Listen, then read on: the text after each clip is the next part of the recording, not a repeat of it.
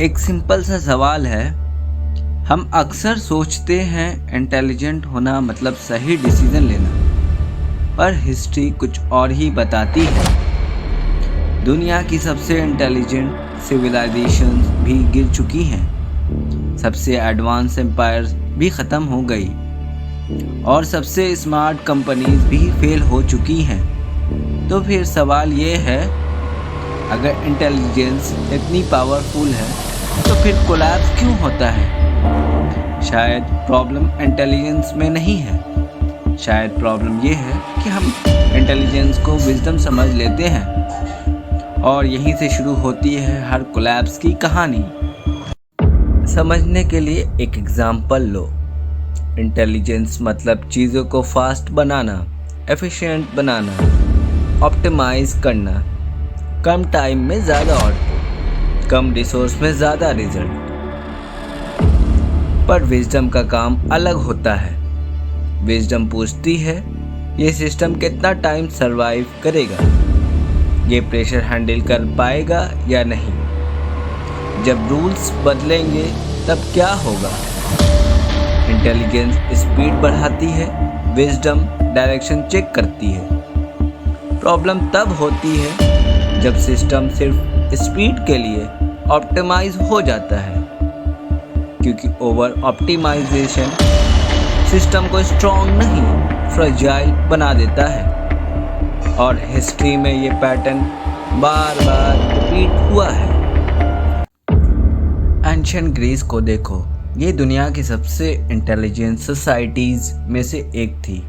Philosophy, mathematics, science, democracy, Aristotle, Plato, Socrates ने सोचने का तरीका ही बदल दिया।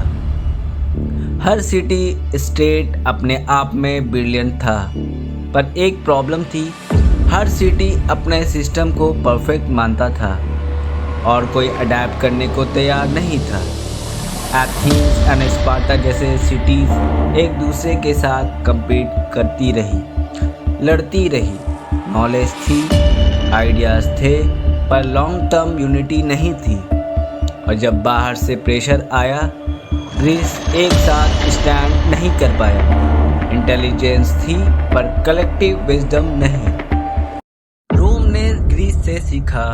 रोम ने सिस्टम बनाए, रोड्स, एक्वेडक्ट्स, लॉज, एडमिनिस्ट्रेशन, सब कुछ ऑर्गेनाइज था, एफिशिएंट था, डॉक्यूमेंटेड था। रोम एक मशीन की तरह चल रहा था, पर जैसे जैसे एम्पायर बड़ा होता गया, सिस्टम और कॉम्प्लेक्स होता गया। रूल्स बढ़ते गए, ब्यूरोक्रेसी हेवी होती गई, फ्लेक्सिबिलिटी कम होती गई। रोम स्टेबिलिटी के लिए बना था, चेंज के लिए नहीं। जब एनवायरनमेंट बदला, जब प्रेशर बढ़े, सिस्टम अडैप्ट नहीं कर पाया। कोलैप्स एक दिन में नहीं हुआ, पर धीरे धीरे इनवेटेबल हो गया, क्योंकि सिस्टम इतना ऑप्टिमाइज्ड हो चुका था कि वो अनप्रेडिक्टेबिलिटी झेल ही नहीं सकता। मुगल एम्पायर का केस थोड़ा डिफरेंट है। अकबर के टाइम पे एम्पायर अडेप्टेबिलिटी पे चल रहा था। Administrative reforms, regional partnerships, different communities के साथ कोऑर्डिनेशन, सिस्टम फ्लेक्सिबल था, इसलिए स्ट्रॉन्ग भी था। बाद के टाइम में एम्पायर का साइज़ बहुत बढ़ गया, एक्सपेंशन हुआ, रिसोर्सेज पे प्रेशर बढ़ा, मिलिट्री और एडमिनिस्ट्रेशन हेवी हो गई। जब एक सिस्टम बहुत ज़्यादा एक्सपैंड करता है और फ्लेक्सिबिलिटी कम हो जाती है तो क्रैक्स आने लगते हैं। प्रॉब्लम किसी एक रूलर की नहीं होती, प्रॉब्लम सिस्टम के स्केल और सस्टेनेबिलिटी की होती है। एम्पायर अंदर से वीकेंड होने लगता है और कोलैप्स ग्रेजुअल होता है। ये भी इंटेलिजेंस का ही एक साइड इफ़ेक्ट था, स्केल बिना रेजिलियंस के। सोवियत यूनियन मॉडर्न इंटेलिजेंस का एग्जाम्पल था। Central planning, data, targets, 5 year plans, paper पे सिस्टम परफेक्ट लगता था, पर ग्राउंड रियलिटी डिफरेंट थी।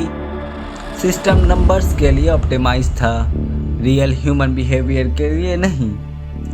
जब ग्लोबल कंडीशन बदली, सिस्टम पिवोट नहीं कर पाया, फ्लेक्सिबिलिटी मिसिंग थी। इसी पैटर्न को हम कॉरपोरेशन में भी देखते हैं। कोडैक ने डिजिटल कैमरा इन्वेंट किया, पर फिल्म बिजनेस के लिए इतना ऑप्टिमाइज हो चुका था, चेंज एक्सेप्ट नहीं कर पाया।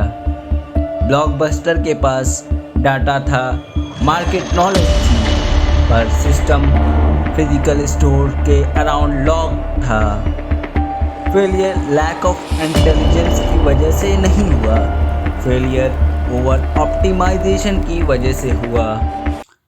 आज हम सबसे इंटेलिजेंट सिस्टम्स बना रहे हैं। एआई, एल्गोरिदम्स, ऑटोमेशन, सब कुछ ऑप्टिमाइज हो रहा है, पर ऑप्टिमाइजेशन एक अजम्पशन पे चलती है कि फ्यूचर पास्ट जैसा होगा।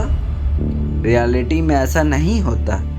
Pandemics, wars, climate events, financial shocks, जो सिस्टम सिर्फ एफिशिएंसी के लिए बने होते हैं, वो शॉक एब्जॉर्ब नहीं कर पाते। एआई डाटा से सीखता है, पर डाटा पास्ट का होता है।